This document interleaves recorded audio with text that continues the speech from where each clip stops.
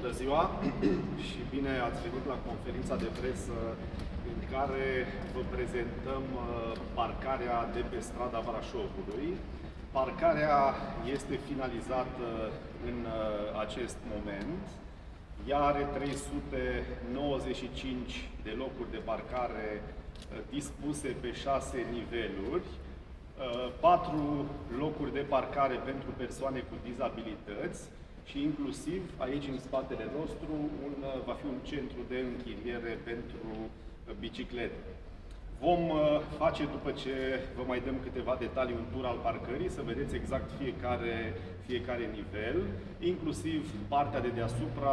Ultimul nivel este o terasă, tot cu parcare, doar că nu este acoperită, se va parca în aer liber. Înainte de toate vreau să aduc câteva mulțumiri. Pentru 90 de zile intrarea va fi gratuită după deschiderea parcării, iar după cele 90 de zile va intra plata, taxa acestei parcări. Domnul Andrica, vă rog. Dacă în urmă cu aproximativ 5 ani, când domnul primar Ilie Bolojan mi-a încredințat sarcina să realizez o parcarea pe Tribunalului, era o premieră, eram emoționat, eram îngrijorat cum o să duc la bun sfârșit un asemenea proiect. Iată că astăzi am ajuns la a 4-a parcare și nu o să ne oprim, după cum spune domnul primar ales, avem a 5-a și cine știe ce ne rezervă viitorul, ce vom mai construi. Față de primele 3 pe care le-am făcut cu credit furnizor, adică pe banii constructorului, observând că timpul de execuție durează, am schimbat metoda, adică facem pe banii ADP-ului, normal că o să obținem din credit, e o altă problemă, iar constructorul va primi toți banii în maxim o lună de la finalizarea lucrării.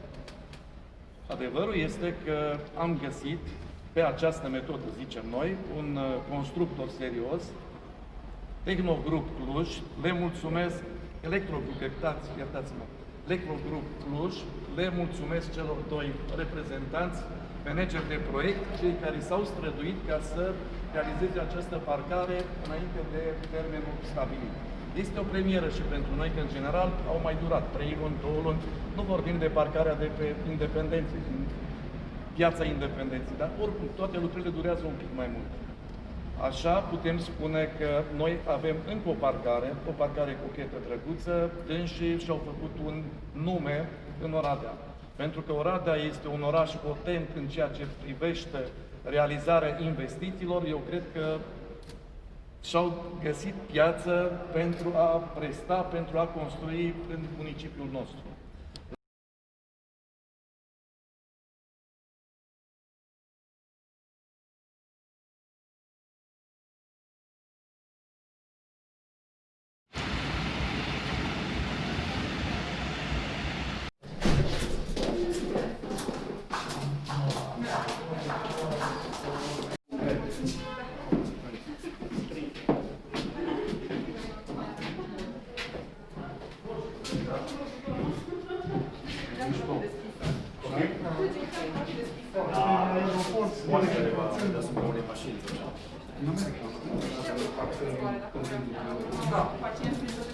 Da. Deci să fac și strada.